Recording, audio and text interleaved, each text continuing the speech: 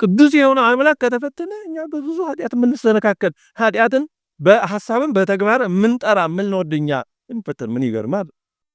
እግዚአብሔርን የምንከተለው የሆነ ፍላጎታችንን እንዲያሟላ ከሆነ ይሄ ሃይማኖት አይባልም። እግዚአብሔርን የምንከተለው የሆነ ጥያቄያችንን እንዲመልስ ጉዳያችንን እንዲፈጽም ከሆነ ሃይማኖት አይባልም። እግዚአብሔር የኛ ጉዳይ ፈጻሚ አይደል። እግዚአብሔር በገንዘብ የቀጠርነው ወይም ኤጀንታችን አይደለም። እግዚአብሔር አምላክ ነው። እግዚአብሔር አባት ነው። እንደ አባትነቱ የሚጠቅመን እንኳን ጠይቀነው ሳይንጠይቀው ያደርጋል። እሱ ውስጥ አበርክቶ መግቦ እሱ ያን ሁሉ መልካም ነገር አድርጎ መልሱ ምንድነው? ይሰቀላል እንደተባለ ታዲያ እኛን ያህል መልካም ነገር አድርገናል። እሱ ያ በሽተኞችን ለፈወሰ መልካም ነገር ላደረገ አይደል የተጠላው? በጥፊ ለወጡ ስብሐትና በጥፊ አይደል የተመታው? ታዲያ እሱ ንጹሕ ባህሪ ሲሆን መልካም ብቻ ያደረገ ሲሆን አንዳችም ክፋት የሌለበት ሲሆን በጥፊ ከተመታ እነዛ ሰዎች መልካም ያደረገላቸው ሰዎች ይሰቀል ካሉት እኛ የምንትማቶን መልካም ነገር አድርገን እንዴት ሰው አይረዳኝም እንዴ ልንል ይችላል? ወንድሞች እህቶች እንዴት ዋላችሁ? እንዴት ሰነበታችሁ? አሜን። መድኃኒታችን አምላካችን ጌታችን ኢየሱስ ክርስቶስ ሁላችንንም ሁላችሁንም እንኳን ለታላቁ ጾም አደረሰን አደረሳችሁ። አሜን። በጾሙ ያደረሰን አምላካችን እግዚአብሔር የተመሰገነ ይሁን።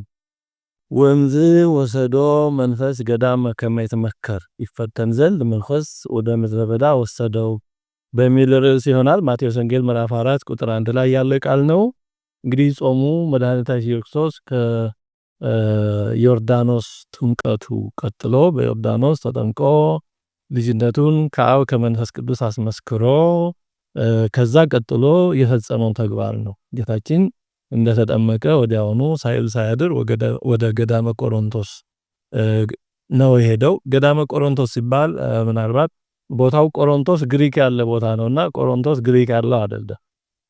ቅዱስ ጳውሎስ ለቆሮንቶስ ክርስቲያኖች ሁለት መልእክታትን ጽፏል፣ አንደኛና ሁለተኛ እና ያ ቆሮንቶስ ቅዱስ ጳውሎስ መልእክት የጻፈበት የሚገኘው ግሪክ ነው። ይሄ ገዳመ ቆሮንቶስ ሲባል ግሪክ ያለው ቆሮንቶስ አለ። ከላቲን ካራንታስ ከሚለው የመጣ ነው። ካራንታስ ማለት ካራንት 40 ማለት ነው። 40 ቀን ጌታችን የጾመበት የጸለየበት ቦታ ማለት ነው እንጂ ቦታው ግሪክ ያለው ቆሮንቶስ አይደለም። እስራኤል ምድር ወይ ምድረ ፍልስጤም ኢያሪኮ ከምትባለው ቦታ ወደ ሰሜን አቅጣጫ ያለ ተራራማ ቦታ ነው። ጌታችን የጾመበት የጸለየበት 40 ቀን የጾመበት የጸለየበት ሱባኤውን 40ውን ቀን ያሳለፈበት ከዛም ደግሞ ከአጋንንት ጋር የተፈተነበት ተፈትኖም ድል ያደረገበት ቦታ ነው። ስለዚህ ገዳመ ቆሮንቶስ ማለት 40 ቀን የጾመበት የጸለየበት ማለት ነው እና ግሪክ ያለው ቆሮንቶስ ወደ ህሊናችሁ እንዳይመጣ ማለቴ ነው። ስለዚህ መንፈስ ወደ ምድረ በዳ ወሰደው ነው። እንግዲህ በዚህ ዙሪያ ያለው በጣም ጠቅለልና አጠር አድርገን እናያለን። መድኃኒታችን ኢየሱስ ክርስቶስ በገዳመ ቆሮንቶስ ባነው ከመሄዱ በፊት በዮርዳኖስ ተጠምቆ እንግዲህ ጥምቀት ብለን ያከበርነው በዓል በዛ የእግዚአብሔር ልጅነቱ ተመስክሮለት ወዲያውኑ ነው ወደ ገዳመ ቆሮንቶስ የወጣው እና ማንነቱ እንደተመሰከረለት እንደተመሰገነ ነው ወደ ገዳመ ቆሮንቶስ ለመፈተን የሄደው እና ለምን ጌታችን ሊፈተን ሄደ? ሰይጣንስ ለምን ፈተነው? እንግዲህ ጌታችን ሊፈተን የሄደበት ዋናው ምክንያት በዛ የሚሰራው ስራ ስላለ ነው። በተግባር የሚያስተምረን ትምህርት ስላለ ነው። በዚህ ውስጥ ለኛ የሚያሳየን የሚሰራው ስራ ስላለ ነው። ዲያብሎስ ደግሞ ጌታችንን አስቀድሞ የፈተነው ገና ከምንጩ ለማደፍረስ ነው። ምክንያቱም ጌታችንን በዚህ ፈተና ፈትኖ አንድ እንከን ቢያገኝ ኖሮ እንከን ያለው ነገር ለመስዋዕት አይሆንም። በኦሪቱ በብሉይ ኪዳን አውሬ የቧጨረው አይበላም መስዋዕትም አይሆንም ይላል። አሁን አውሬ የቧጨረው ባይበላው እንደው ስጋውን ባይለክሳው አውሬው የተወሰነው እንኳን ባይበላው አውሬ ከቧጨረው መስዋዕት አይሆንም በብሉይ ኪዳን። ለምንድን ነው? ሐሳቡ መልእክቱ ምንድነው? በሰይጣን የተለከፈ ነገር ንጹህ መስዋዕት አይሆንም ነው። የተበከለ ነገር ንጹህ ምንጭ አይሆንም ነው። እና ሰይጣን ለማደፍረስ ነበር ጌታችን እንግዲህ ወደፊት ያስተምራል፣ ታምራት ያደርጋል፣ ቤዛ ይሆናል። ያን እንዳይሆን ገና ከምንጭ ለማደፍረስ ነበር ሰይጣን የታገለው ጌታችንን የፈተነው። ጌታችንን ደግሞ የኔ ሰይጣን ሐሳብ ያውቃልና ከምንጩ የኔ ሰይጣን ፈተና ለማክሸፍና ድል ለማድረግ ነው። ዛሬ ሰይጣን ትግሉ ለማደፍረስ ነው፣ ከምንጩ ለማበላሸት። አስቀድሞ በወጣትነት የሚፈትነው በታዳጊነት በተለያየ መንገድ የሚፈትነው ንጽህና ለማደፍረስ ነው። ሰይጣን ትልቁ ጥረቱ ማደፍረስ ነው። አደፍርስ ነው። አደፍርስ የሚባል ልቦለድ ያነበባችኋላችሁ? አደፍርስ ዳኛቸው ወርቁ ነው አለ የጻፈው የዘመኑን የሁለቱን ትውልድ ትግል ነው የሚያሳይ እና መጨረሻ ልጅቱ ለሁሉም ሳትሆን ቀረች ማለት ኢትዮጵያን በዘመናዊ መልኩ እመራለሁ የሚለው ሳይማር ያዝ ብሎ ጥራዝ ለጠቅ የነበረውም ትውልድ ለሱም ሳትሆን ትራዲሽናሊስት የሆነውም ለሱም ሳትሆን አገሪቱ ይሁን እንደምናየው የጠላት ብቻ ሆነች ነው ሐሳቡ እንደዛ ነው። እና የሰይጣን ዋና ጉዳይ ማደፍረስ ነው ለሁሉም እንዳየው ዛ መጽሐፈ ነገሥት ላይ በጠቢቡ ሰለሞን የመጡት ሁለት ሴቶች አሉ አይደለ አንደኛዋ ልጇን ገላ ልጇ የገደለችው ይሄ ያልሞተው ልጅ የኔ አለች አለ እና በዚህ ጊዜ በቃ ይታረድ እስኪ ታርዶ ተካፈሉ ሲል ጠቢቡ ሰለሞን ልጁ የሷ ያልሆነችው ምን አለች ይታረድ ለኔም ለሷ የማይሆን ነው አይደል ያለችው። እንደዚህ ነው የዲያብሎስ ስራ እንደዚህ የራሱ መጥፋት ከእግዚአብሔር መለየት የራሱ መውደቅ ሳያንሰው ይዞ ለመውደቅ ነው እኔም አልዳን እሱም ማይዳን ነው እንጂ እኛም በመፈተን እኮ ዲያብሎስ ምንም የሚጠቀመው ነገር የሚያገኘው ክብር የለ ግን እኔ ታወርጄ እነሱ ይቀራሉ የክፉ ሰው ጠባይ ማለት ምቀኛ ማለት የዲያብሎስ ስራ ምቀኛ እኮ እኔ ላገኝ አይደለም እኔ ላገኝ ማለት እኮ ይሻላል መስገብገብ ጥሩም ባይሆን ይሻላል ግን ለምን እኔ አጥቼ እሱ ያገኛል ይሄ ፍጹም ዲያብሎስ ስራ ምቀኛ ፍጹም ዲያብሎስ ስጋ የለበሰ ዲያብሎስ ነውና ዲያብሎስም የፈተነው ለዚህ ነው ጌታችንም ደግሞ ይሄን ባወቀ ድል ለማድረግ ነው ወደዛ ሄደው። ስለዚህ ጌታችን ሊፈተን የሄደው ቅድም እንዳልኳችሁ ልጅነቱ ከተመሰከረለት መንፈስ ቅዱስ በርግብ አምሳል ወርዶ ማንነቱን ከገለጠ በኋላ ነው። ታዲያ ለምንድነው እንዲህ ማንነቱ በእግዚአብሔራው ከተመሰከረለት በኋላ ይሄ ልጄ ነው ተብሎ ከተመሰከረለት በኋላ ለምንድነው ሊፈተን የሄደው ካልን እኛም የእግዚአብሔር ልጅነታችን ከተመሰከረልን በኋላ በጥምቀት ልጆቹ ከሆኑ በኋላ የቤተክርስቲያን ልጆች ከሆኑ በኋላ እንዴት እፈተናለሁ እንዳንል ነው እንደምንፈተነው እንደዛ ስለሆነ ጌታችን የተፈተነው ልጅነቱን ካስመሰከረ በኋላ በአደባባይ ማንነቱን ከገለጠ በኋላ ነው። እኛ የምንፈተነው ልጆች ስለሆነ ነው። እኔ ክርስቲያን ሆኜ ለምንድን ነው የምፈተነው? አንዳንድ ሰዎች አሉ ይሄን ካለበረዳት በተክሊል አግብተን ለምን እንፈተናለን? በስጋው ደግሞ የተጋባ ነው ልንፈተነው እንደሚሉ አይደለም። ወዳጅ ክርስቲያን መሆን ላለመፈተን ዋስትና አይደለም። ይልቁንም ክርስቲያን መሆን በደንብ ለመፈተን በር ነው። ያንን ጌታችን ሊከተለኝ የሚወድ ቢኖር ምኑን ተሸክሞ ይከተለኛል? በቃ መስቀሉን ተሸክመን ልንከተለው ነው እንጂ በዚህ ዓለም ልናርፍ አይደለም የተጠራን። ያው ጥሪያችንን ካለማወቅ ነው። ኮሽ ሲልም እንደነግጠው እኔ ክርስቲያን ሆኜ እግዚአብሔር የት ሄዶ ነው? ክርስቶስ የተፈተነው ራሱ እግዚአብሔር ስላልሆነ ነው። እግዚአብሔር ልጅ ስላልሆነ ነው። ሰይጣንም የፈተነው እንደዛ ብሎ።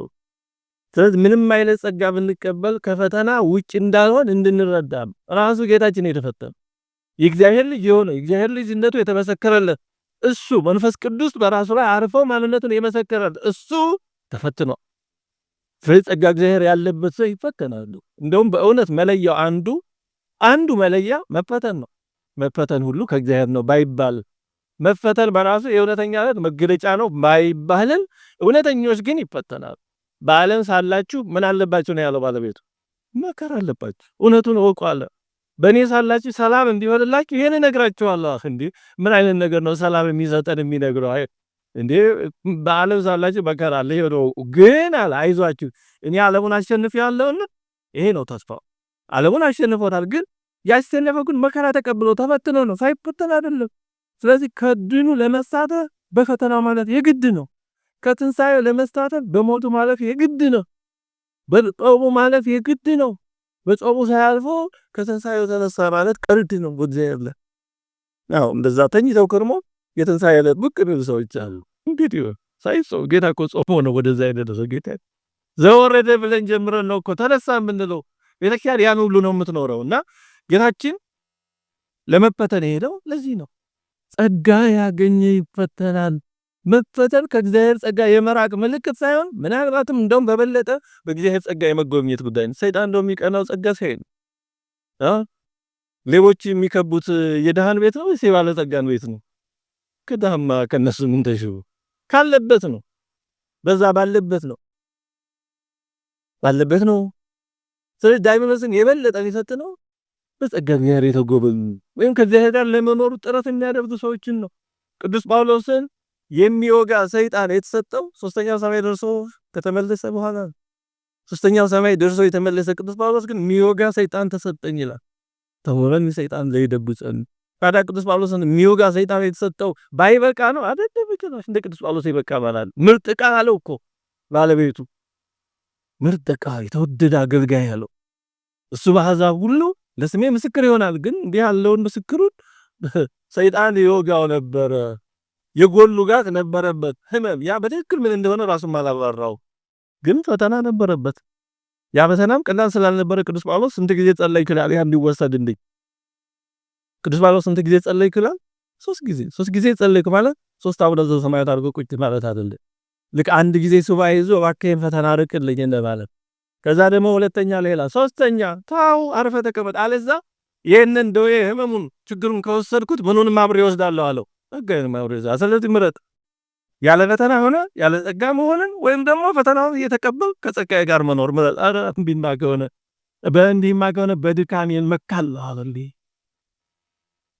ኃይል የሚገለጠው በድካም ነው አለ። ይህን ለማሳየት በተግባር ባለቤቱ ተፈተነ። ፈጣሪ በፍጡሩ በአጋንንት እጅ ተፈተነ።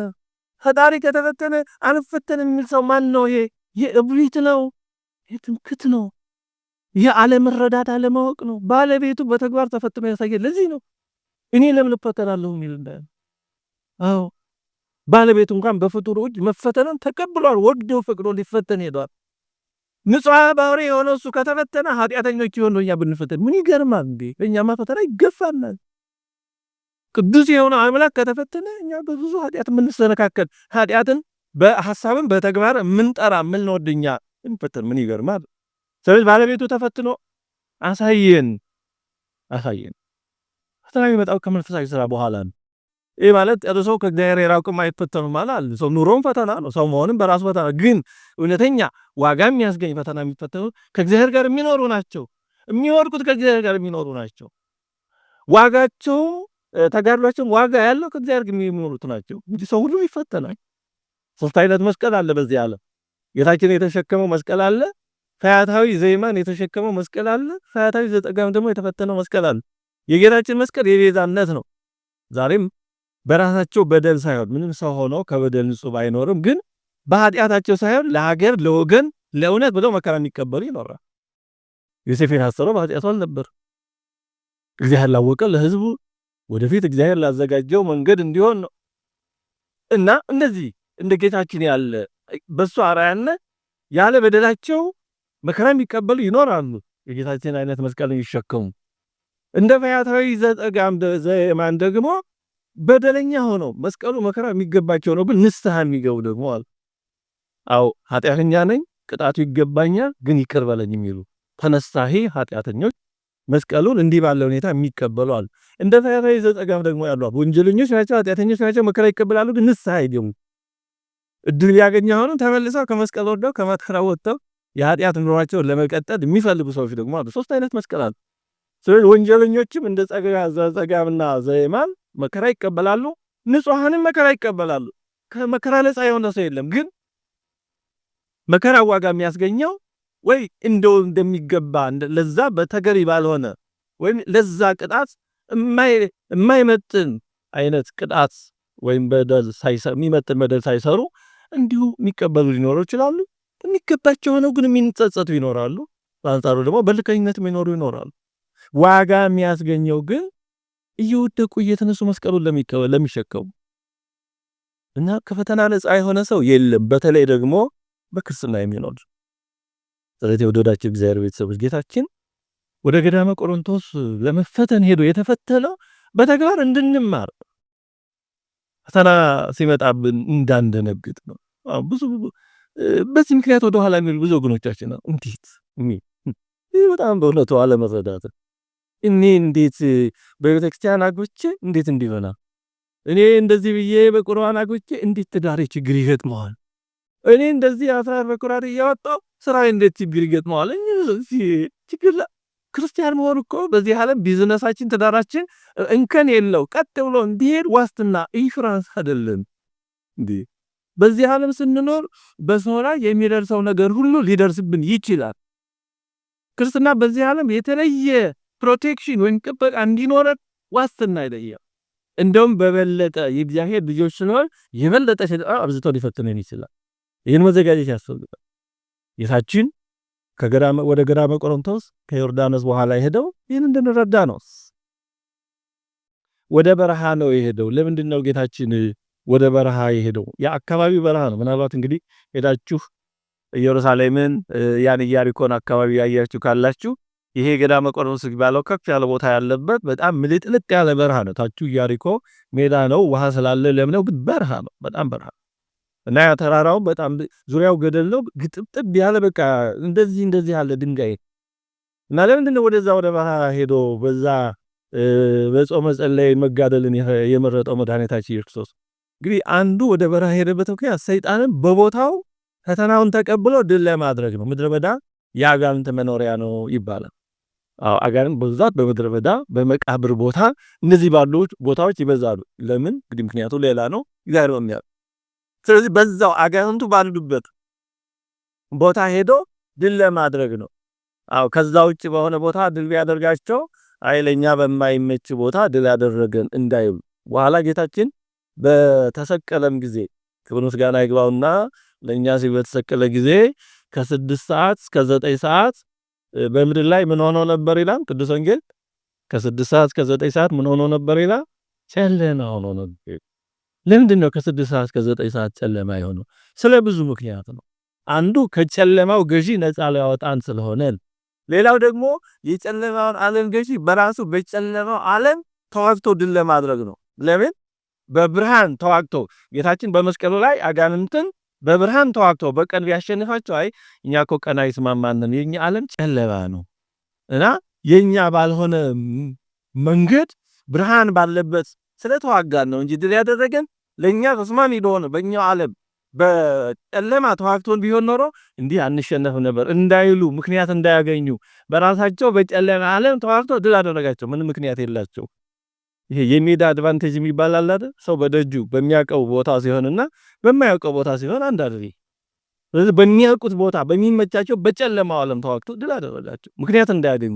ወደ በረሃ ሄደውም ጌታችን ከዚህ የተነሳ ነው። አሁን ወደ በረሃ ሄዶ በበረሃ ተዋግቶ ድል ለማድረግ ምክንያት እንዳያገኙ ወደ ቤተ መቅደስም ሄደው ወደ ቤተ መቅደስም ተፈትነዋል እና ወደ በረሃ የሄደበት ከዚህ የተነሳ ነው። በዛው ሰይጣንን ድል ለማድረግ ለሁላችን መጽናኛ የሆነን ዘንድ በመፈተኑ እሱ ከተፈተነ እኛ ብንፈተን እንግዳ ነገር እንዳይሆንብን። በእውነቱ የተወደዳቸው እግዚአብሔር ሰዎች ክርስቶስ ሰው በመሆኑ ጥያቄያችንን ሁሉ ነው የመለሰው። አንዳንድ ጥያቄዎች በትምህርት በቃል ብቻ ብንሰማቸው ላይዋሃዱ ወይም መልስነታቸው በፈተና ጊዜ በጣም አጥጋቢ ላይሆን ይችላል። አሁን ለምሳሌ ለምን እንደዚህ ያለ መከራ ይኖራል? ለምን እኔ ጥሩ እየሰራው ሰው ለምን አይቀበለኝም? እንደዚህ አይነት ነገር ቢመጣ ክርስቶስ ነው መልሳችን። እሱ ውስጥ አበርክቶ መግቦ እሱ ያን ሁሉ መልካም ነገር አድርጎ መልሱ ምንድነው? ይሰቀላል እንደተባ ታዲያ እኛን ያህል መልካም ነገር አድርገናል? እሱ ያ በሽተኞችን ለፈወሰ መልካም ነገር ላደረገ አይደል የተጠላው? በጥፊ ለቱ ስብሐትና በጥፊ አይደል የተመታው?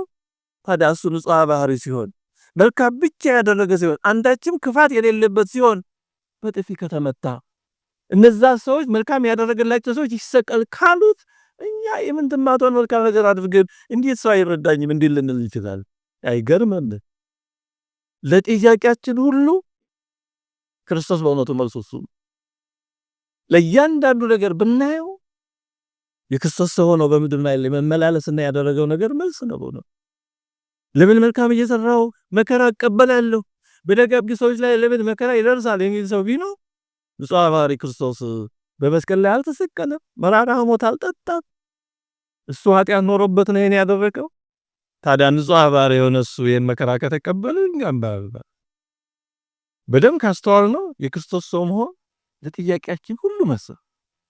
በግላችንም በሀገርም በዓለም በአጠቃላይ ለሚደርሱ ነገሮች ለምን ይሆናል ብለን ብስልስል ብክንክን ስንል ሌላችን ወደ ክርስቶስ ቀና ሲል ከክርስቶስ መልሱ እናገኝ እና የክርስቶስ ሰው መሆን የሁሉ ነገር መልስ ነው ነው በደም ካስተዋሉ የሁሉ ነገር መልስ።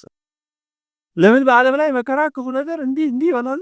እሱ የመከራውን ጥግ ተቀብለው ያለ በደሉ ንጹሕ ባህሪ በመስቀል ላይ አልተገደለም፣ አልተሰቀለም፣ ስጋውን አልቆረሰም፣ ደሙን አላፈሰሰም። ማሸነፊያው ግን ይሄ መሆኑን አሳየን። ይሄን ሁሉ የክፋት ሁሉ መዳረሻ ሞት ነው። ሞት ደግሞ ወደ መቃብር ወደ መንፈስ መበስበስ ነው የሚያደርሰው። ክርስቶስ ይሄን ሁሉ ተቀብሎ ተቀብሮ ይሄን ሁሉ ግን ተዛርቆ ለሶስተኛው ቀን ተነሳ። በቃ ክፋት የሚሸነፈው በዚህ መንገድ ነው። ክፋት የሚሸነፈው ክፋትን ያለ በቀል ያለ ክፋት መቀበል። በመጨረሻ ክፋት በዚህ መንገድ ይሸነፋል፣ ያልቃል። እንደ ገለባ እሳት ነው ክፋት። የገለባ እሳት ወይም ማንኛውም እሳት ተቀጣጣይ እስካለ ድረስ ነው የሚቆየ። ተቀጣጣይ እስካለ ድረስ ይነዳል። በመጨረሻ ግን ተቀጣጣይ ሲያልቅ ተቀጣጣይ የሚያልቃል፣ እሳት የሚያልቅ። ክፋት እንደዚህ ነው የሚያልቅ። ክርስቶስ ይህን በተግባር ነው ያሳየ። ክፋት እንዴት እንደሚሸነፍ በተግባር አሳየን። የክፋት ጥግ ሞት ነው። በቃ ምን ህመምን፣ ደዌም፣ ስራትን፣ ግርፋትን፣ ድብደባ መጨረሻው ሞት ነው። የሚወስድ ሞት ነው። የመጨረሻውን ተቀበለ። የሞት ደግሞ መጨረሻው ማሳረጊያው ደግሞ ሞትን የሚያስገነው ትንሣኤ ነው። ሁሉ ነገር ወደ ተግባር አሳይቶናል። በእውነት ክብር ምስጋና ይግባው በእውነቱ። እና ወደ በረሃ ሄዶ የተፈተነው ከዚህ የተነሳ ነው። እንግዲህ 3 ፈተናዎችን ነው የተፈተነው እንደምናስታውሰው ባጭሩ ለማስታወስ። የመጀመሪያው የምግብ ጉዳይ። ጌታችን 40 ቀን 40 ሌሊት ጾሞ ምንም ሳይቀምስ ነው የጾመው። እኛ አሁን በሆነ ሰዓት እንደያቅማችን ጾም እንደምንችለው እና ጾመን ከተወሰነ ሰዓት በኋላ እንቀምሳለን።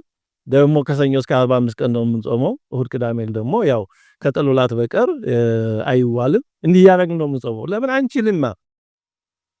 ከክርስቶስ የምንችለው ዋናውን እንወስዳለን። ከዛ ደግሞ እንደ አቅማችን ሀገር ነው እንጂ 40 ቀን በተከታታይ ጌታችን እንዳደረገው ጾሙ ብንባል ይሆንልና 40 ቀን ለዋሳን ቀምስ አይሆን። እግዚአብሔር የማንችለውን ቀመር አይሸክም። እንደዚህ ነው ቤተክርስቲያን። ዋናው ይወሰዳል። ከዛ ደግሞ እንደ አቅማችን ካስተማይዝ ይደረጋል። ጌታችን ግን 40 ቀን ምንም ሳይቀምስ ነው የጾመው። ከዛ በኋላ በእውነትም ሰው ሆኗልና ሰይጣን ቀርቦ የእግዚአብሔር ልጅ ከሆንክ ድንጋዩ ምን አድርጋሉ? ዳቦ አድርግ። ስለዚህ የመጀመሪያው ፈተና የሆድ ፈተና። ለምንድን ነው ሰይጣን እንዲህ ብሎ ጌታችን የፈተነው? የእግዚአብሔር ልጅ ከሆንክ ለምን ትራባለህ ነው። እንግዲህ በዮርዳኖስ እግዚአብሔር በደመና ሆኖ ሲመሰክር ሰምቶ የለ? ሰይጣን ሰምቷል። የእግዚአብሔር ይሄ የምወደው ልጅ ነው ሲል ሰምቷል አለ ሰይጣን። መስማት ይሰማል እኮ ሰይጣን። ሰምቶ አያምንም እንጂ አይጠቀምበትም እንጂ መስማት እኮ ይሰማል። ሰምቶ አለመጠቀም ከሰይጣን ወገን ነው የሚያስቆጥረው። ሰምቶ አለማመን፣ ሰምቶ አለመጠቀም መስማትማ ሰይጣን የሚሰማ። ስለዚህ ያን ሰምቶ ስለነበረ አሁን ግራ ተጋባ። በአንድ በኩል የእግዚአብሔር ልጅ ተብሏል፣ በሌላ በኩል ደግሞ አሁን ጾሞ 40 ቀን አውልጓል፣ ደክሞታል። ጌታችን ሰው ስለሆነ ነው። በእውነት ሰው ሆኗልና ያለ ኃጢአት እኛ ስንራብ ስንጾም ሰውነታችን እንደሚደክም ያን ምልክት አሳይቷል ጌታችን። ግን ረሃቡ ደግሞ እንደኛ ምን የሚያደርግ አይነት አይደለም። ግን ሰው ሆኗልና ደግሞ ረሃብን ተቀብሏል። ስለዚህ ተርቦ ሲያይ ሰይጣን ይቺን መግቢያ ቀዳዳ ይዞ ሰይጣን ሁሉ ጊዜ እኛን ሊፈትን የሚመጣው በሚያየው ምልክት ነው። ሰይጣን ህሊናችንን አያውቅ። እግዚአብሔር ብቻ ስለሆነ ህሊናችንን እንዲያውቅ አልፈቀደለትም። ማለት የምናስበውን አያውቅም ሰይጣን። የምናስበውን ማቢያውቅ ኖሮ አያስተርፋትም ነበር። ታዲያ ሰይጣን እንዴት ነው የሚፈትነን? ከምንናገረው ከምናደርገው ከሁኔታዎች እያየ እየገመተን ዳታውን ወስዶ ኤአይ ወይም እንደዛ አይነት እኮ ማለት ዳታውን ይወስድና ሲሙሌት ያደርጋል፣ አናላይዝ ያደርጋል። በዛ ያለ ለዚህ ነው በተቻለ መጠን ብዙ ቅንብንል ባለማለት ጥሩ ነው የሚባለው። ሰይጣን በቀላሉ እንዳያጠናን ይጠብቀናል እንጂ ብዙ የምናወራ ብዙ የምንል ከሆነ ሰይጣን ውስጣችንን በቀላሉ በቃ ስካን አድርጎ ይጨርሰዋል እና ለዛም የሚሆን ፈተና ያዘጋጃል። እና በተቻለ መረጋጋት በተቻለ እዚህም እንዲህ አለ ማለት የሚመከረው ለዚህ በቀላሉ ሰይጣን እንዳያቀል ፈተናው ነው አርቅቆ እንዳያመጣብን ይጠብቃል። እና ሰይጣን እንደዚህ መግቢያ ፈልገው ነው የሚመጣው። መግቢያ እንዲህ ቢሆን በዚህ ብገባ በዚህ ቢወጣ ያ። ስለዚህ ጌታችን ተርቦ ስላየው የእግዚአብሔር ልጅ ከሆንክ ይህን ድንጋይ ዳቦ አድርግ አለ። ምን ማለት ነው? የእግዚአብሔር ልጅ ነህ ትላለህ፣ ግን ተርበሃል። የት አለ እግዚአብሔር የደረሰልህ ነው እንደምትለው እንደተባለልህ የእግዚአብሔር ልጅ ከሆንክ ለምን ትራባለህ ነው። ስለዚህ እግዚአብሔር አባቴ ነው የምትለው የለም፣ በተግባር የለም። ስለዚህ ድንጋዩን ዳቦ አድርግና ብትበላ ይሻላል። የሰይጣን ፈተና ዋናው የመጀመሪያው ከእግዚአብሔር መለየት ነው። የሆኑ ጉድለቶቻችንን መግቢያ አድርጎ ያው እግዚአብሔር አልደረሰልህም፣ የራስህን መንገድ ሂድ፣ እድልህን ሞክር፣ በሚያዋጣ መንገድ ሂድ፣ እግዚአብሔር ያልካጉል አትቸገር ነው። ይሄ የሰይጣን የመጀመሪያው ፈተና። ያሉ ጉድለቶቻችንን ሰይጣን ይጠቀም። በትዳር ዙሪያ ያሉ ችግሮችን ይጠቀማል። ትዳር ኖሮ ደግሞ በልጅ ዙሪያ ችግር ካለ ይጠቀማል። በስራ ዙሪያ ያሉ ችግሮች ካሉ ይጠቀማል። በጤና ዙሪያ ያለ ችግር ካለ ይጠቀማል። አንተ እግዚአብሔር ልጅ ነህ ትላለህ። ይሄን ያህል እየታመሽ ወይ ትዳር የለ ወይ ትዳር የለሽ ወይ ትዳር ኖሮ ልጅ አጥተህ ወዘተርፈ እስከ መቼ ነው? ይሄ እግዚአብሔር ማየ ያንተ ክርስትና አንቺ ክርስትና እስቲ ምን ጠቀመ? ሰዋት በቃ ሌላ ሞክር። ወይ ወደ ፓስተር ሂድ፣ ወይ ወደ ጠንቋይ ሂድ፣ ወይ ወደ ምናምን ሂድ። ወይ በቃ ተዋትከም ጾም ጸሎት ምኑን ጠቀመ? ያንተ ስግደት፣ ያንተ አምልኮ፣ ያንተ ቅዳሴ ይታለው ብሎ ሰይጣን በዋናነት መጀመሪያ ልፈትን ይፈልገው በዚህ ነገር። ይሄ ማለት ከእግዚአብሔር ጋር ያለንን ግንኙነት ለቁሳዊ ነገር ካላዋል ነው እግዚአብሔር በዚህ ዓለም በምንፈልገው ልክ ካላደረገ በቃ አባትነቱ ምንድነው ጥቅሙ እንድንል ማለት ነው። የመጀመሪያው ጌታችን የተፈተነው ፈተና ይሄን ትልቁን ፈተና በሁላችንም በአንድም በሌላም ሊደርስ የሚችለው ተወደዳችሁ የእግዚአብሔር ቤተሰቦች እግዚአብሔርን የምንከተለው የሆነ ፍላጎታችንን እንዲያሟላ ከሆነ ይሄ ሃይማኖት አይባልም። እግዚአብሔርን የምንከተለው የሆነ ጥያቄያችንን እንዲመልስ ጉዳያችንን እንዲፈጽም ከሆነ ይሄ ሃይማኖት አይባልም። እግዚአብሔር የኛ ጉዳይ ፈጻሚ አይደል። እግዚአብሔር በገንዘብ የቀጠርነው ወይም ኤጀንታችን አይደለም። እግዚአብሔር አምላክ ነው። እግዚአብሔር አባት ነው። እንደ አባትነቱ የሚጠቅመን እንኳን ጠይቀነው ሳይንጠይቀው ያደርጋል። የፈጠረን ጠይቀነው አይደለም። እንዲህ ባለው ሁኔታ ያኖረን ጠይቀነው አይደለም። እሱ ባወቀ ነው ያደረገን። ስጋውን የቆረሰ ደሙን ያፈሰሰ ራሱን የሰጠ ጠይቀነው አይደለም። ተገብቶንም አይደለም። ይሄን ሁሉ ያደረገ በጥቃቅኑ አይታማም። ግን ገልብጠን ግን እግዚአብሔርን እንደ ጉዳይ አስፈጻሚ የምናየው ከሆነ ግን ይሄ ጤነኛ ሃይማኖት እንዲህ ያለ ሰው እግዚአብሔርን የምንወደው ፍላጎታችንን ስለፈጸመ ከሆነ ይሄ የወደድነው እግዚአብሔርን ሳይሆን ፍላጎታችንን የወደድነው እግዚአብሔርን ሳይሆን ያንን የፈለግነው ፍቶታችንን ምኞታችንን እንዲህ ያለ ግንኙነት ያ የፈለግነው ነገር ሲቀር እግዚአብሔር ጋር ያለንን ግንኙነት በዛው ልክ መቀነስ፣ መድከም፣ መሻከር ይጀምራል። ስለዚህ ከእግዚአብሔር ጋር ያለን ግንኙነት ምን አይነት እንደሆነ መመርመር አለብን። እግዚአብሔር የጠየቅነውን ባያደርግስ፣ ጤናስ ባይሰጠን፣ ሀብትስ ባይሰጠን፣ ሌላስ ነገር ባይኖር ሃይማኖታችን ከእግዚአብሔር ጋር ያለው እንዴት ነው? ይቀጥላል ወይስ አደጋ ላይ ይወድቃል? ይህ መጠየቅ አለብን። ሰማዕታት እኮ በሰዓቱ በስለቱ በመከራ ውስጥ ነው ያለሁት። እግዚአብሔር ጠልቷቸው ነው? ቅዱስ ጊዮርጊስን ያን ያክል 7 ዓመት መከራ ሲቀበል እግዚአብሔር ጠልቶት ነው? አይደለም። ፍቅሩ እንዲገለጥ ነው። ቅዱስ ጊዮርጊስ እግዚአብሔር ያለው ፍቅር እንዲገለጥ የእግዚአብሔርም ኃይል በቅዱስ ጊዮርጊስ ላይ እንዲገለጥ ነው። ሰማዕታት ያን ሁሉ መከራ የተቀበሉት ጠልቷቸው አይደለም። እግዚአብሔር ግን እሱን የምንወደው ከፍላጎታችን በላይ መሆኑ እንዲገለጥ ግን ይፈልጋል። አሁን እናንተ የሚወዳችሁ ሰው ቢኖር ያ ሰው ግን የሚወዳችሁ ከእናንተ ስለሊያገኘው ጥቅም ብሎ መሆኑን ብታውቁ ደስ ይላችኋል? ደስ ይላችኋል? የሆነ ሰው ይወዳችኋል፣ ግን ኦኬ ያ ሰው የሚወደው እናንተን ሳይሆን ከእናንተ የሚያገኘውን ነገር ነው። እንዲህ ያለ ነገር ደስ የሚያሰኘው ሰው አለ? ታዲያ እግዚአብሔርስ እኛ እንደዚህ ያለ ነገር የማያስደስተን ከሆነ እግዚአብሔርስ ያስደስታል። እግዚአብሔር ይሰጣል፣ ግን የምንወደው ግን ስለ ስጦታው ብሎ መሆን የለበትም እንጂ እኔ ክርስቲያን ነው ለምን እንዲሆናል እንዴ? ከሌላ ከራሳቸው የሚያሳሳቱ በቃ ያደገኛ ሃይማኖት አረዳድ ክርስትና ሃይማኖት እንደዚህ አይደለም። ትራንዛክሽን አይደለም ሃይማኖት። ጊቭ ኤንድ ቴክ አይደለም። የኔ ያጾም ያለ የኔ ያዝጠይ እንዲህ ያለ በጣም አደፊኝ ያደርጋል። ስለዚህ ሰይጣን ጌታችንን የፈተነው እንዲህ ባለ መንገድ የሚያስቡ ሰዎች እንደሚፈተኑ ፈተናው የሰይጣን እንዲህ እንደሆነ እንድንረዳ ነው። የእግዚአብሔር ልጅ ከሆንክ ለምን ትራባለህ? ይኸው ድንጋይ አለ ዳቦ አድርግና ብላ፣ የራስን መንገድ ሂድ። እግዚአብሔር አባቴ ነው የምትል አልደረሰልህም፣ በቃ የራስን መንገድ ሂድ። ሰይጣን የሚፈትነን እንዲህ ነው። በቃ እናንተ ሃይማኖት እስከመቼ ነው? ይኸው ይሄን ያህል ታመሽ ደረሰልህ። በበልበታ ይልከ ሁሉ እግዚአብሔር ቢኖር እግዚአብሔር ቢወድህ ለምን ይሄን ሁሉ መከራ ያመጣብሃል?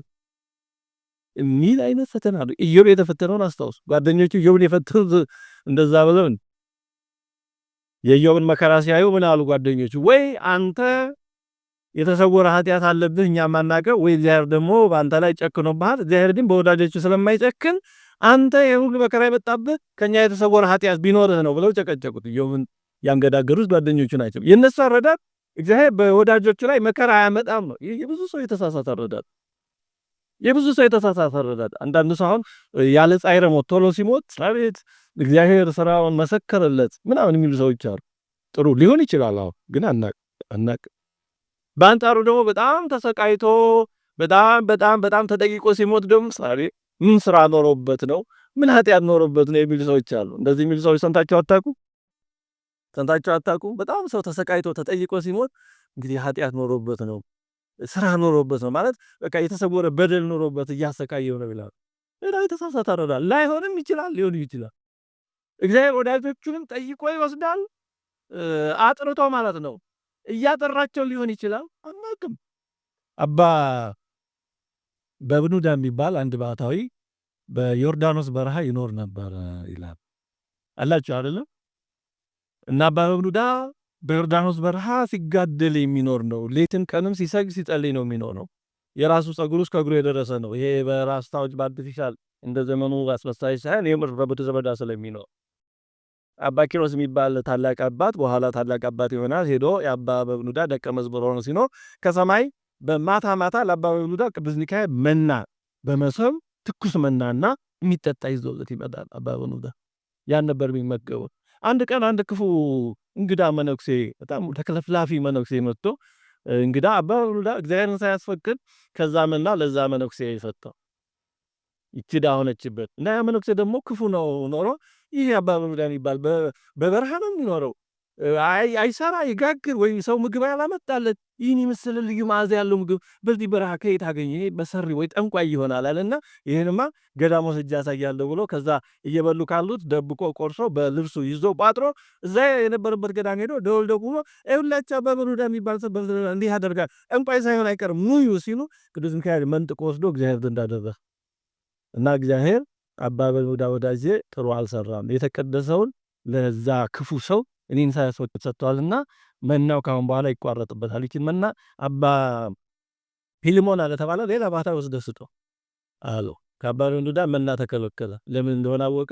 ከዛ አባ ኪሮስ ይሻዘነ ፍሬ እየለቃቀመ እየለማመነ መኖር ጀመሩ። አይደርስም ለወዳጅና ምንድን ነው ለአይን ነው ጥቂት ይበቃል ይባላል። እና መናው ቀረ። አባ ኪሮስ በቃ የዞረ ፍራፍሬ እያመጣ ኪሮስ ጋር ማነው መምህሩ አባ በብኑዳ ጋር መመገብ ጀመሩ። እንዲህ እያለ አንድ ቀን አባ ኪሮስ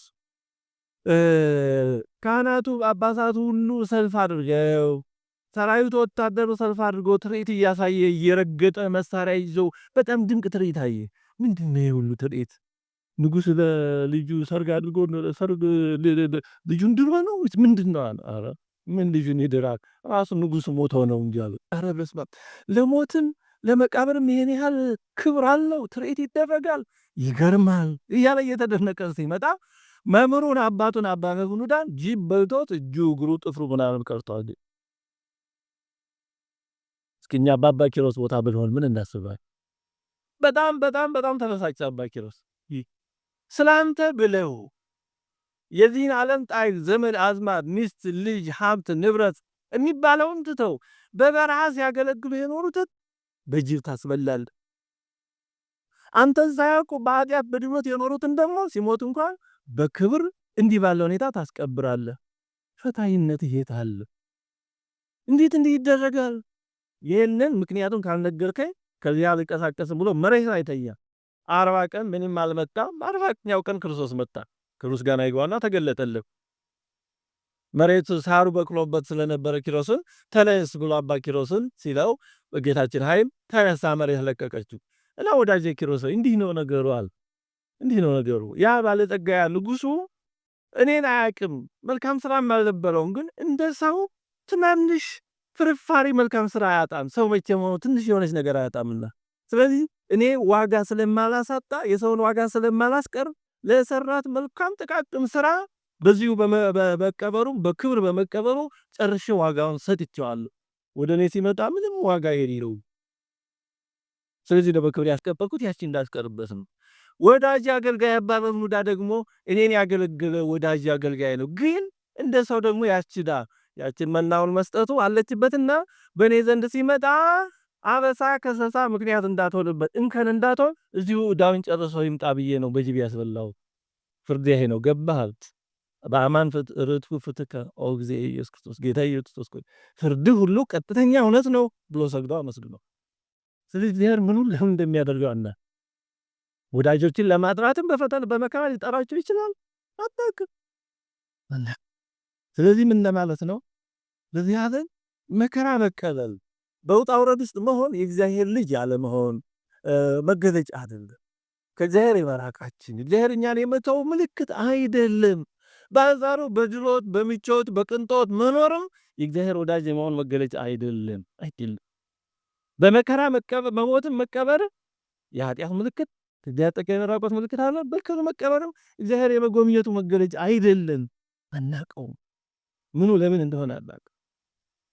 በማናውቀው ውስጥ ገብተን እንዳንፈርድ ነው። ስለዚህ ጌታችን የመጀመሪያ የተፈተነው ይህን የመሰለ ፈተና ነው። የእግዚአብሔር ልጅ ከሆንክ ድንጋይ እንዳባል ለምን ትራባለህ? የተወደዳችሁ የእግዚአብሔር ቤተሰቦች በተለያየ በውስጥም በውጭም በቅርብም በሩቅም በእኛም በሌላውም በሀገርም በወገን ለሚደርሱ ፈተናዎች እንዲሁ እግዚአብሔር ከኛ ጋር ቢኖር እንዴት እንዲሆናል? እግዚአብሔር ተለይቶን ነው እንደዚህ ተብሎ አይደመደም። አዎ በኃጢአታችንም ይሆናል። ከኃጢአት ከኛ አይለይም። ቅድም እግዚአብሔር በሚያውቀው ከያት ነው። እግዚአብሔር ተለይቶን ግን አይጓል። አሁን በኃጢአታችን ሊለየን ይችላል። ግን ጨርሶ ስለተሆን ግን ላይሆን።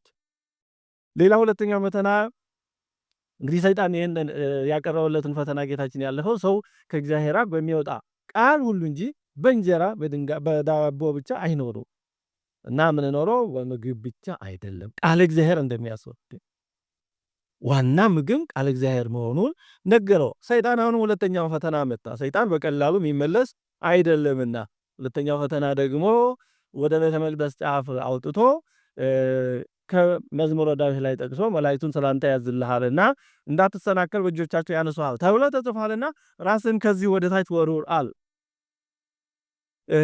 ምንድን ነው ይሄ ፈተና? እንግዲህ የመጀመሪያው በእግዚአብሔር ላይ ያለው መታመን እንዲሸረሸር ከእግዚአብሔር ጋር ያለው የእምነት ግንኙነት እንዲቋረጥ ነው። ሰይጣን የሚፈትነው መጀመሪያ እንደዚህ ነው፣ እምነት እንዳይኖረ።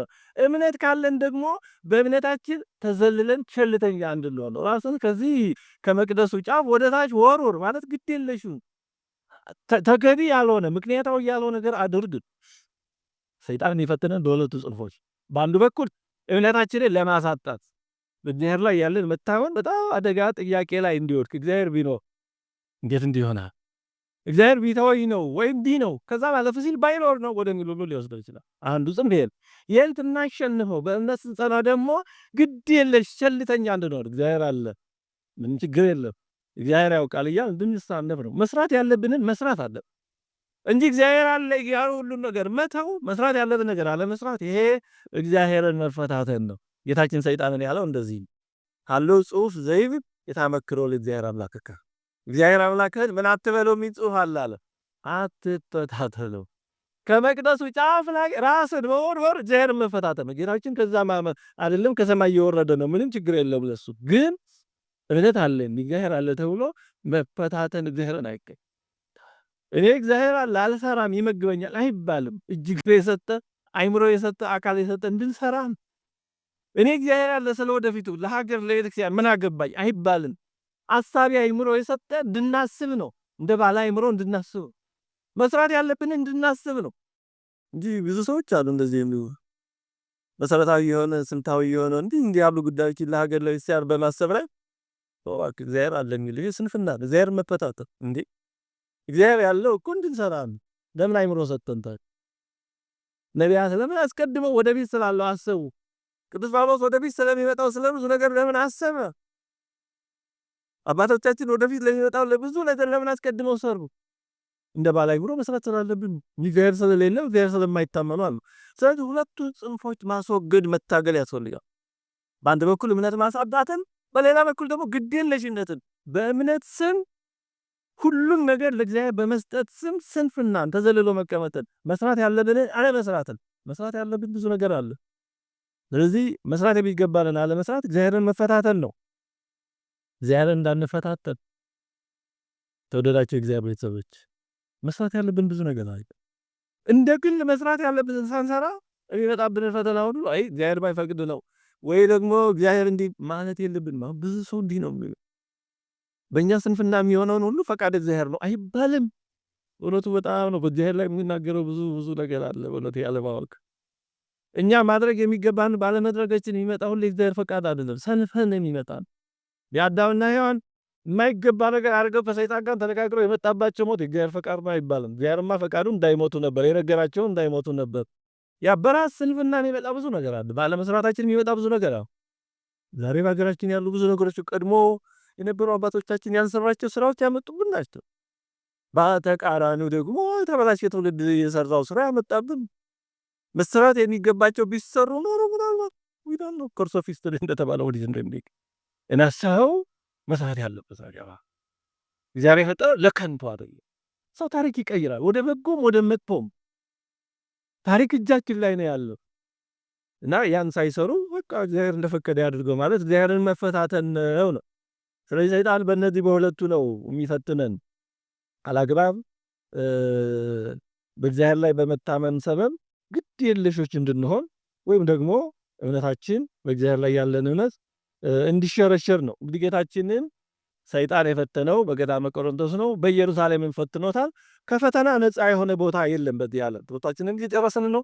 በዚህ ዓለም ከፈተና ቦታ ነፃ የሆነ ቦታ የለም። ኢየሩሳሌም ቅድስቲቱ ከተማ ናት። ጌታችን የተፈተነው በኢየሩሳሌም በቤተ መቅደሱ ነው የተፈተነው። የሁለተኛው ፈተና ቤተ መቅደሱ ላይ ነው የፈተነው። ቤተክርስቲያን ውስጥ ፈተና አለ። አንዳንድ ሰዎች ቤተክርስቲያን ማለት በዚህ ዓለም ጸጥ ረጭ ያለ ምንም ኮሽ የሚል ሀጣን የሚባሉ የሌሉበት ሁሉ ቀጥ ብሎ የሚሄድ አርገው በምናብ በፈጠራ የሚስሉ ሰዎች አሉ። ሶሪ እንዲህ ያለ ክርስትና እንዲህ ያለ ቤተክርስቲያን በዚህ ዓለም ሶሪ እንዲህ ያለ ቤተክርስቲያን የሚፈልጉ ሰዎች ካሉ ቦታቸው እዚህ ዓለም አይደለም፣ አይገኝም። በዚህ ዓለም ያለ ጀይካ በውጣ ውረዱ በተጋድሎ በሽኩቻ እውነትና ሐሰት ጽድቅና ኃጢአት የሚታገሉባት ጦር ሜዳ ናት፣ ፍሮንት ናት።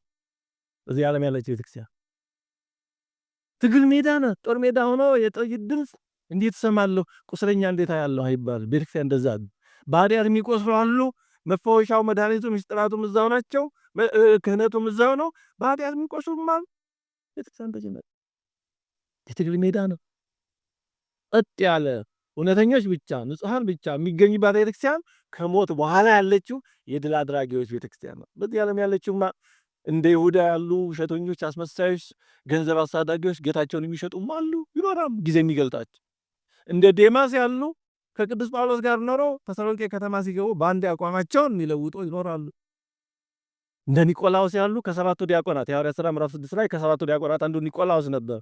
በመንፈስ ቅዱስ ምርጫ ከድቁና ከተሰጣቸው በኋላ አቋም ለውጦ ራዕየ ዮሐንስ ምዕራፍ 2 ላይ የምጠላውን የኒቆላውያንን ስራ ብሎ እግዚአብሔር የሚጸየፈውን ስራ የሚሰራ ዋና የዛ ሴክት መሪ ይሆናል ኒቆላዎስ። እንዲህ ከመሆኑ ጋር ይሰውራል ብሎ ስለዚህ በዚህ ዓለም ባለችው ቤተክርስቲያን ሁሉም ይኖራል። ደጉም ክፉ ወደዚያ ነው የሚመጣው። የኖህ መርከብን አስቡ። በኖህ መርከብ እንስሳትም አራዊትም ነበሩ። እባቡም መርዙም መርዘኛው እባቡም ነበረ፣ እርግብም ነበረች፣ የሚናደፉትም ነበሩ፣ የዋሃኑም ነበሩ፣ አንበሳውም ሌላውም ስጋ በሉም ነበረ፣ ደግሞ እንስሳቱም ነበሩ። የኖህ መርከብ ነች ቤተክርስቲያን። ሁሉም አለ ቤተክርስቲያን። ይህን መረዳት ያስፈልጋል። ቤተክርስቲያን ውስጥ እንዴት እንዲህ አይነት ሰው ይኖራል ይላል። ይኖራል፣ ወዳጅ አለ፣ ይኖራል። እንዳይኖር ማድረግ አንችልም። ባለቤቱ ያላደረገው የእኛ ድርሻ እንደዛ እንዳንሆን በጠንቀቅ ነው ወዳጅ። የግድ የሚሆነውን ነገር አለመቀበል ከግድግዳ ጋር መጋፋት ነው። ሪያሊቲ ቼክ የሚባል አለ ነው። እውነታውን መረዳት ያስፈልጋል። እና ጌታችን በቤተ መቅደሱ ነው የተፈተነው። በቤተ መቅደሱ ፈታኝ አለ። ጌታችን በቤተ መቅደሱ ከተፈተነ እኛ ማንን በቤተ መቅደሱ ለምን ፈተና ይኖራል? ምን ይህ እኮ ክርስትናን ካለመረዳት ነው። ባለቤቱ የመቅደሱ ባለቤት ከተፈተነ እኛ ማን በቤተ መቅደሱ ሙዳየ ምጽዋቱን የሚገለብጥ ይሁዳ ነበር እኮ። ጌታችን ግን እያወቀ ካግሶታል። በጊዜ ስራው እስኪገልጠው ነው።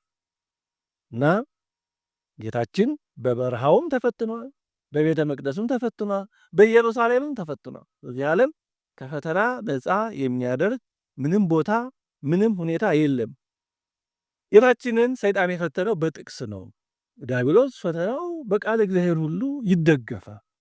ተስማሚ የሚመስል ጥቅስ ጠቅሶ ያመጣል፣ ግን የጎደለ ነው። ዲያብሎስ የጠቀሰው ጥቅስ ጎደሎ ነው። እንደ ቤት ስራ ልስጣችሁ። መዝሙር 90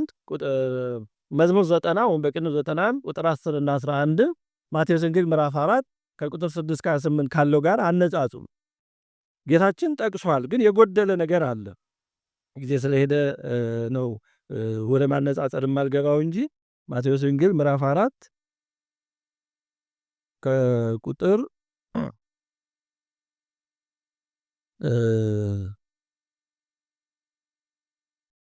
ከቁጥር 5 እስከ 6 ያለውን መዝሙር 90 ቁጥር 10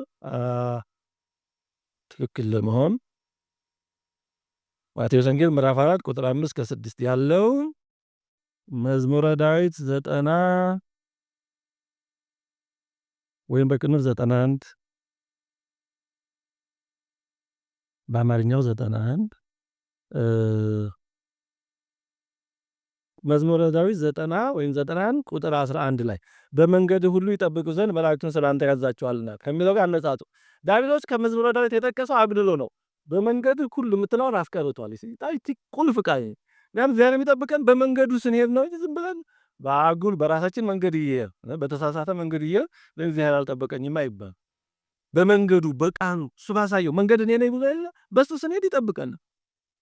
ስለዚህ ዳዊት ጠቅሷል፣ ግን አግድሎ ነው ቁልፍ ቃል እና ሁልጊዜ የዳዊት ወገኖች የሆኑ ሰዎች ሲጠቅሱ ቃሉ ሊኖር ይችላል፣ ግን የሚያጎሉት ወይ የሚጨምሩት ነገር ይኖር እና ዋናው በዚህ ጊዜ መፍትሄው ምንድን ነው? ወደ ቃሉ መሄድ፣ ወደ ምንጩ ሄዶ ምንድን ነው የሚለው ማየት። በዚህ ጊዜ የተጣመመ የተንሸዋረረ የተጨመረ የተቀነሰ ነገር ላገኛል። ስለዚህ ጌታችን ዲያብሎስ ስለጠቀሰ አይ ለምን ትጠቅሳለህ አላለም፣ ወይም ጥቅስ አልጠቅስም አላለም። በሌላ በእውነተኛ ጥቅስ ነው ያሸነፈው። ስለዚህ ጥቅሱን ካልሆኑ ሰዎች ብንሰማ አይ ይሄ መጽሐፍ ቅዱስ የእንትኖች ነው አይባል። መጽሐፍ ቅዱስ የኛ ሀብት ነው። መጽሐፍ ቅዱስ የቤተክርስቲያን የኛ የኦርቶዶክሳውያን ሀብት ነው። አላግባብ የሚጠቅሱ ዲያብሎሳውያንን ግን እውነተኛውን ጥቅስ በማሳየት ያጎደሉትን በማሳየት ወይም የተሳሳተውን አረዳዳቸውን በማቃናት እውነቱን ማሳየት ያስፈልጋል እንጂ ዲያብሎስ ስለጠቀሰ ጌታችን ጥቅሱን አልነቀፈም። የጎደለውን ነው የሞላው። በሌላ በሚያቃና ጥቅስ ነው ያስረዳው። እንግዲህ መጨረሻው በሁለቱም ዲያብሎስ ሲሸነፍ የመጨረሻው የዓለምን ሀብታት መንግስታት ሁሉ በፊቱ አቅርቦ አሳይቶ ወድቀህ ብትሰግድልኝ ይህን እሰጥሃለሁ አለ ይላል። በማስመሰል ነው። ዲያብሎስ ምትሃት ነው። የዓለምን ሁሉ አቅርቦ ማሳየት አይችልም። ጌታችን አይታለልለትም፣ በምታት አይታለልለትም። ጌታ ጌታ ነውና። ግን ሰዎችን የሚያሳስተው ዲያብሎስ እንደዚህ ነው። የሌለውን ያለ አስመስሎ የዚህን ዓለም ሀብት ንብረት ሁሉ ነገር የሚሰጥ አስመስሎ ብዙዎችን ያታልላል። ለጊዜው ሊሰጥ ይችላል። የተወሰነ ጤናም ምንም ሊሰጥ ይችላል። እሱ ዲያብሎስ ደዌ የሚሆነውን ደዌ መሆኑን ሊተው ይችላል። ሀብቱንም ምንም ከዚህ ከዛ አምጥቶ ሊሰጥ ይችላል። ግን የደዌ የመከራ ነው ከዲያብሎስ የሚሆነው። ስለዚህ ጌታችን በዚህ ጊዜ ሂድ አንተ ሰይጣን ከኔ ወግዳ ያለ የመጨረሻ ከባድ ፈተና ነውና ዛሬም ዲያብሎስ የሚፈትን እንደዚህ በሀብት በስልጣን በሹመት በመሳሰለው ነገር እንዲህ ያለውን በመመኘት እንዲህ ያለውን ላለማጣት ከክርስቲያን የሚወጡ ወገኖች አሉ። ያሳዝናል። ዘመን ያመጣውን ነገር በመከተል ኦርቶዶክሳዊ መሆን፣ ቤተክርስቲያን መመላለስ፣ እንደዚህ መሆን ለሆነ ነገር ለጥቅማ ጥቅም አይመችም በሚል መንፈሳዊነታቸውን ገደብ የሚያደርጉ ከዛ ማለፍ ሲል ደግሞ አስተላለፋቸውን የሚቀይሩ ሰዎች ይኖራሉ። ይሄ የዲያብሎስ ተንኮል የዲያብሎስ ፈተና። ምክንያቱም ዲያብሎስ የለው ለራሱን ድሃ ምስኪን የተዋረደ ቢሰጥም ለጊዜ ነው። ዲያብሎስ የሚመኘው ይላሉ አበው ቢችል በዚህም ዓለም በደዌ በመከራ አሰቃይቶ ኋላን ከእግዚአብሔር መንግስት መለየት ነው። ካልቻለ ግን ከእግዚአብሔር መንግስት መለየት ስለማይችል ያ የሱ ስልጣን ስላልሆነ ቢያንስ በዚህ ዓለም ባለጠጋ አድርጎ መልካም የሆነው የሚመስለው ነገር ሰጥቶ በዚህ አታለው ከእግዚአብሔር መንግስት ማስወጣት ነው። ይሄ ቀሪ ነው። ተመቸንም አልተመቸንም ጠገብንም ተራብንም ማለፉ አይቀርም። ይቀራል። በዚህ ዓለም ጠገብንም ተራብንም ተሾምንም ተዋረድንም ማለፉ ይቀራል። ሁሉም በዙፋንም ላይ ያለው መሬትና የወደቀ ሁሉም ያልፋል። ስለዚህ ዲያብሎስ ዋና ማሳጣት የሚፈልገው ያንም ያልፈው ነው። እሱ ያጣው። ስለዚህ ያታልለናል እንደ ህፃናት። በእርግጥ የዛሬ ህፃናት እንኳን በቀላሉ ላይ ይታለሉ ይችላሉ። የተለያዩ ነገሮችን በማሳየት ያን በማላስ ሊያታልለን ይሞክራል። ለሱ ብንገዛ ኑሯችን ሰላማዊ፣ ጤናችንን ደህና፣ ሁሉም ነገር የተቃና ሊያስመስል ይችላል። ግን ውሸት ነው። እንዲህ በሚል ጊዜ አንተ ሰይጣን ከኔ ወግድ ማለት ያስፈልጋል። ተወደዳችሁ የእግዚአብሔር ቤተሰቦች ጌታችን እንግዲህ በመፈተኑ ይሄን ሁሉ በተግባር አሳይቶ መፈተንን አሳይቶና በፈተና ውስጥ ማለፍን አሳይቶና ሰይጣን በምን አይነት ሁኔታ እንደሚመጣ አሳይቶና በአንድ በኩል ከእግዚአብሔር ጋር ያለን ግንኙነት እምነት በማቋረጥ በማጠራጠር ይፈትናል። በሌላ በኩል ደግሞ በግዴለሽነት ይፈትነናል። እግዚአብሔር እያለ በሚል ስንፍና። በዚህ ሁሉ ካልቻለ ደግሞ በተለያየ ጥቅማ ጥቅም በሀብቱ በንብረቱ በመሳሰለው ከእግዚአብሔር ከቤተክርስቲያን ሊለየን ይፈትነናል። ይህን ሁሉ ጌታችን ተፈትኖ ስለኛ ድል አድርጓል። የአዳምን የሔዋንን ፈተና ተፈትኖ ድል አድርጓል።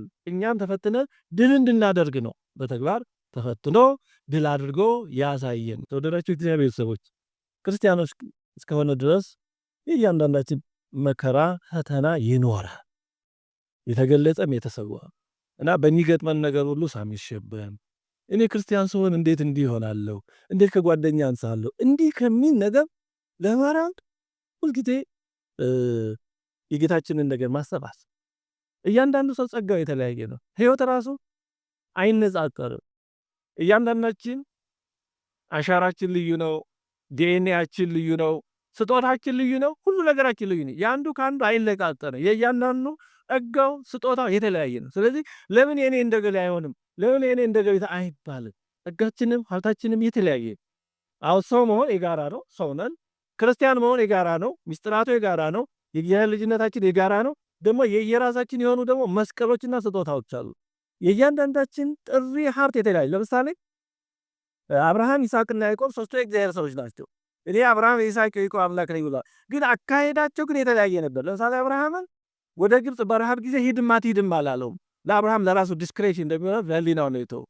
ይስሐቅን ደግሞ በዛው በተመሳሳይ ፈተና በረሃብ ሲፈተን እግዚአብሔር ተገልጦ ወደ ግብፅ አትሂድ ነው። ለምን? የይስሐቅን አቅም ምን እንደሆነ ያውቃል። ያዕቆብ በተመሳሳይ ሁኔታ ወደ ግብፅ ልውረድ አልውረድ ሲል በህልም ተገልጦ አምሬ እወርዳለሁና ወደ ግብፅ እወርዳለሁ። አብርሃም፣ ይስሐቅ፣ ያዕቆብ ሶስቱ የእግዚአብሔር ሰዎች ናቸው። ግን አብርሃምን ውረድም አትውረድም አላለውም። ለራሱ ህሊና ተወለት። ይስሐቅን ደግሞ እንዳትሄድ ወደ ግብፅ አለ። ያዕቆብን ደግሞ ወደ ግብፅ ሄዳለ። እንደዚህ ነገር በተመሳሳይ ፈተና ለእኔ የሚሰጠው መልስ ለእናንተ ሊለያይ ይችላል። አመራር ይላል የእያንዳንዳችንን ጠባይ፣ አቅም፣ የሚጠቅመንን የሚጎዳንን፣ ምንችለውን የማንችለውን ያውቃል። እንደዛ ባለ መንገድ ነው ይበራል። እግዚአብሔር አምላካችን መስቀሉን ተሸክመን ፈተናውን አልፈን ድል ካደረጉ ቅዱሳን ጋር እንድንደመር በቸርነቱ ይርዳን። ጾሙን በሰላም አሳልፈን ከትንሣኤው እንድንደርስ ቅዱስ ፈቃዱ ይሁንልን። አሜን።